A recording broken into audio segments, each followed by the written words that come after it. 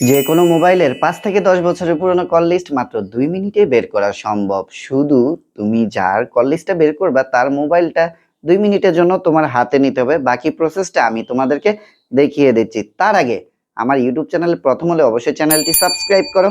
আর Facebook অথবা TikTok থেকে দেখলে অবশ্যই আমাকে একটা ফলো দিয়ে দাও। সো এই কাজটি করার জন্য তোমাকে ছোট্ট একটা অ্যাপস ডাউনলোড করতে হবে, মানে গুগল প্লে স্টোর থেকে ছোট্ট একটা অ্যাপস ইনস্টল করতে হবে। চলুন দেখে নেওয়া যাক। শুরুতেই আমরা গুগল প্লে স্টোরটা ওপেন করে নিব।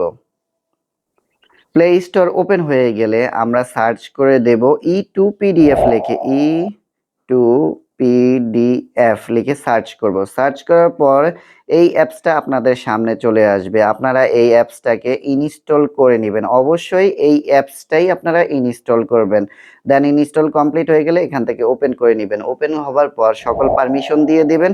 সো ওই অ্যাপসটা ওপেন হয়ে গেল। ওপেন হওয়ার পর এখানে চেক মার্ক দিব। চেক মার্ক দিয়ে প্রসেসে একটা ক্লিক করে দেব। ক্লিক করার পর যেহেতু আমরা কল লিস্ট বের করব, সো ক্লিক টু কন্টিনিউ এখানে একটা ক্লিক করে দেব। এখানে আমরা এসএমএস, কল লিস্ট, হোয়াটসঅ্যাপ সবকিছুই দেখতে পারবো।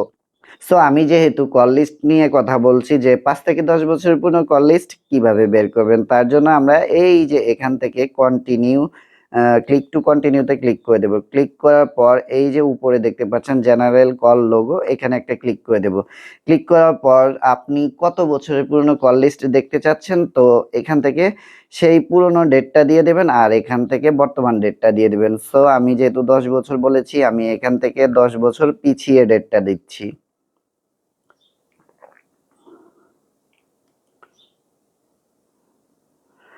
যেহেতু এখন 26 চলে, আমি 16 দিয়ে ডানে ক্লিক করে দেব। ক্লিক করার পর এখানে আপনারা যেই পিডিএফ ফাইলটা ডাউনলোড করবেন সেই ফাইলের একটা নাম দিয়ে দিবেন। সো আমি 2016 দিয়ে দিচ্ছি।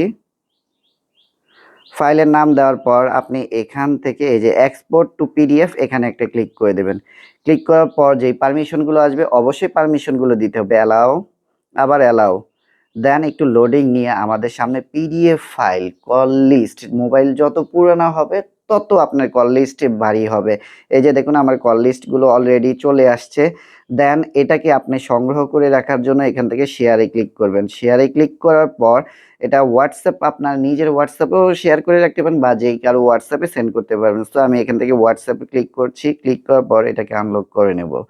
আনলক হয়ে গেলে দেন আমি আমার একটা নাম্বারে পাঠিয়ে কল লিস্টটাকে পিডিএফ আকারে আমি রেখে দিচ্ছি। দেন সেন্ড করে দিচ্ছি। সেন্ড করার পর এই যে কল লিস্টটা চলে আসছে। দেন এটাকে আমরা ওপেন করে নেব।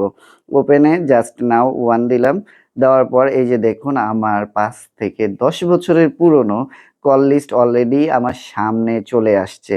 দেন আপনারা এখানে একটু লক্ষ্য করে দেখবেন, এখানে কল লিস্টটা এমনভাবে আসছে, আম একটু জুম করে নিচ্ছি। জুম করার পর আপনার ফোনে যদি সেই নাম্বারটা সেভ করা থাকে এখানে নেম আসবে। এই যে এখানে নেম পাবেন, এখানে ফোন নাম্বার পাবেন, এখানে টাইম পাবেন, কোন টাইমে আপনাকে কল করেছিল। দেন আপনারা আরেকটু আমি সোয়াইপ করে দেখি এবং কয় মিনিট কথা বলেছিলেন, এই যে ডিউরেশন দেখাবে, তারপরে type, receive call, missed call, একবারে অল এভরিথিং সবকিছু দেখতে পারবেন। সো আজকের ভিডিওটা যদি আপনাদের কাছে ইনফরমেটিভ লেগে থাকে অবশ্যই আমাকে ফলো দিতে ভুলবেন না। আর ভিডিওটি লাইক, কমেন্ট, শেয়ার করে রাখুন। আর শেয়ার করে রাখুন আপনার টাইমলাইনেও, ভবিষ্যতে এই ভিডিওটা আপনার অনেক কাজে লাগবে। সো আজকে এই পর্যন্ত, সবাই ভালো থাকবেন, সুস্থ থাকবেন। আল্লাহ হাফেজ।